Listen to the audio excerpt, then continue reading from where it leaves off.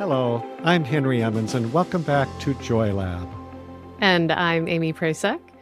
So we are in our final episode of our Grieve series. The series started with episode 248.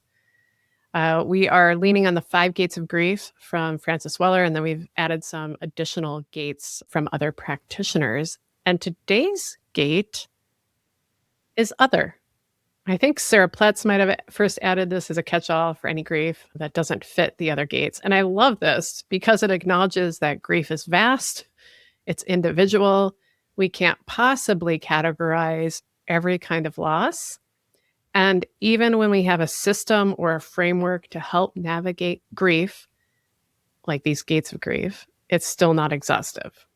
So what kinds of grief might fall into this 9th gate?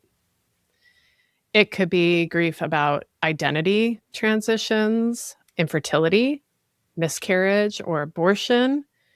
It could be grief about aging, retirement, grief about moving to a new place, grief about friendships that have faded, missed opportunities like a job you didn't take or a relationship that could have been, the place you never got to visit, grief about a diagnosis. This gate is wide open. There are infinite forms of loss. And the message of this gate is simple. It is this: your grief is valid, even if it doesn't fit a category, even if no one else understands it, even if it feels or seems small or weird or complicated. The power of this gate is a reminder or the permission to grieve things that maybe we didn't even think were grievable or were worth grieving. It's permission, mostly, to slow down and feel. I love it, Amy. This is perfect for those of us who have trouble making decisions. I know. Me too. God. Put other in every framework. Other. It's great. I think it's also honest about the limits of any framework, no matter how good it is. And the Gates of Grief framework, I think, is really, really good. But grief is just too vast. It's too personal. It's too specific to each person's life.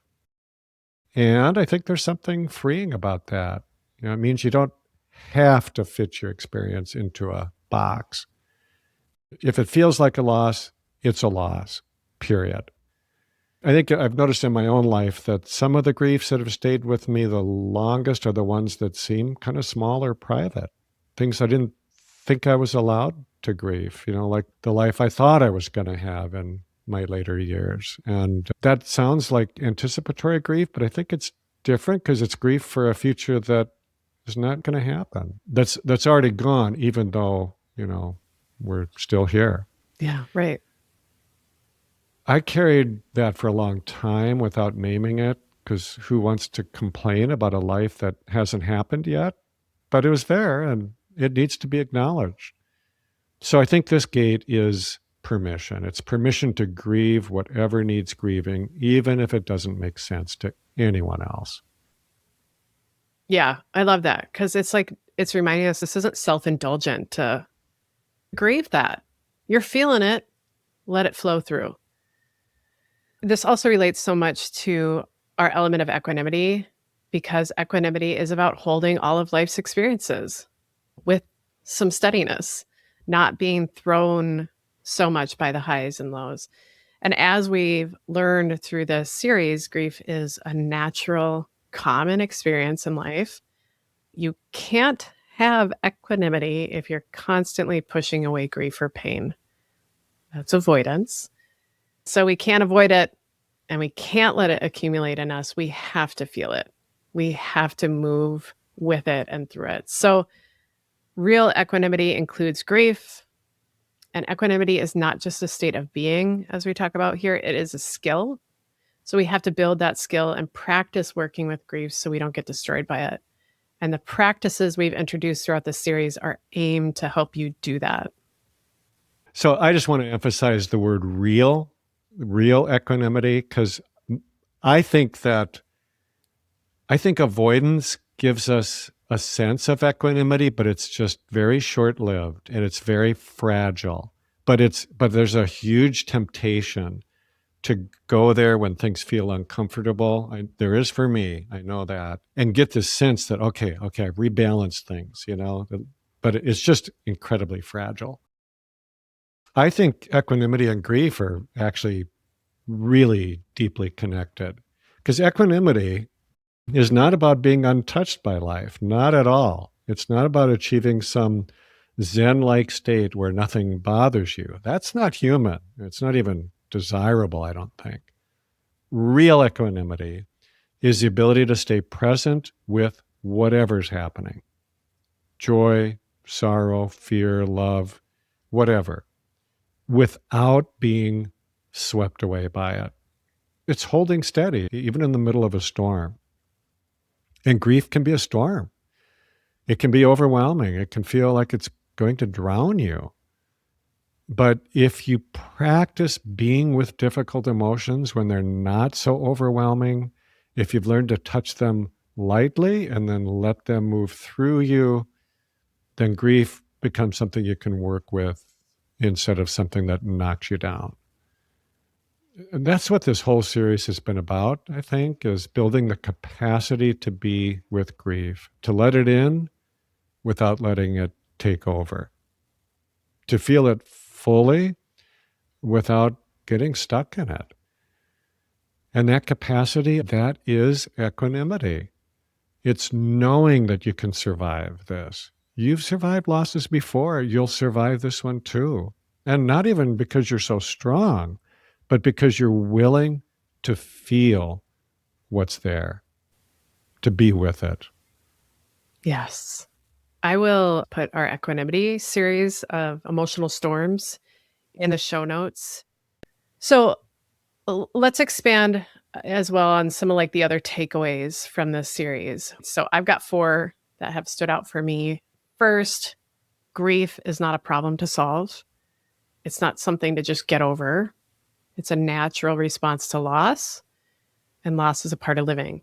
Second, grief is communal. It's not meant to be carried alone. Billions of people are working with these gates too, and that alone connects you to everyone, everywhere. Third, we need to practice the skill of working with grief. We are apprentices. So these rituals, practices, engaging in something consistently, like weekly, like grief hygiene, as we talked about earlier, are really helpful to work with the frequent losses of living and to not let them accumulate. It's great practice to pick these little ones too that we're just talking about, even in this other category that might just be sort of percolating in the background, but you feel them, naming them, working with them. Fourth, grief isn't just about death or the obvious losses around us. And the more curious we are about the ways loss touches us is actually a powerful skill that supports our mental health. So when we're willing to see the losses and to hold them, then we can also see the love that's all around us and the love for ourselves as well. We can hold that too, which I think reminds me of that paradox of grief, which is that it can break us open and make us more whole. Mm. Listening to that summary you just gave, Amy, makes me feel like there's something really beautiful about grief. Yeah. It's not something to be avoided. There's something really beautiful and human about it. Yes, grief is painful. Yes, it's hard. But it is also what makes us fully human. And there are gifts in it that we just can't really get any other way. I think grief opens us up to compassion, really. Remember, we've said this before, that really it's about opening us up. And it opens us up to compassion for ourselves and for others. When you've been through real loss, you recognize it in other people too. You see their struggle, you understand it at a level you couldn't have done before. That's a profound kind of connection, which is beautiful. I think grief also brings wisdom. You learn what really matters. And you can choose to stop wasting as much time on things that don't. You appreciate what you have while you have it, and that is worth a lot.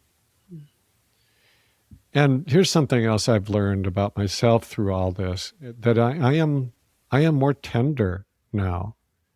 It's tenderizing. I'm more permeable. I feel things more deeply. I've always felt things pretty deeply, but it's gone deeper. And that is sometimes uncomfortable, I will be the first to admit. But I think it also has made me more open to joy, because you can't close yourself off to pain without also closing yourself off to beauty, to love, to wonder. That's right. So grief doesn't just break us open, it makes us more whole, more complete, more able to hold all of life, not just the parts we like or want. The last thing I'll say is this. We've said this before, that grief and joy are not opposites. They're companions. They walk together. The deeper your capacity for grief, I believe, the deeper your capacity for joy. Both of them require an open heart, which is really how we want to live. So don't be afraid of grief.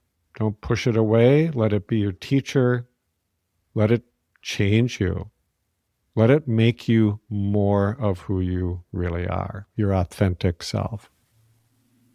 Oh, I love that. Yeah. More of who we really are. Yeah. We've covered a lot in this series. I hope that you feel more empowered to work with your grief, to courageously explore it, because you can, you're wired for it. And it's some of the most powerful, meaningful work we can do. So to close our time today in our series on grief, I want to share some wisdom from Kahlil Gibran.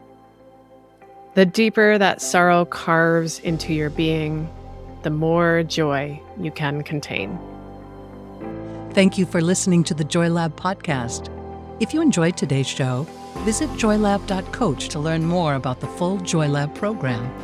Be sure to rate and review us wherever you listen to your favorite podcasts. Please remember that this content is for informational and educational purposes only. It is not intended to provide medical advice and is not a replacement for advice and treatment from a medical professional. Please consult your doctor or other qualified health professional before beginning any diet change, supplement, or lifestyle program. Please see our terms for more information.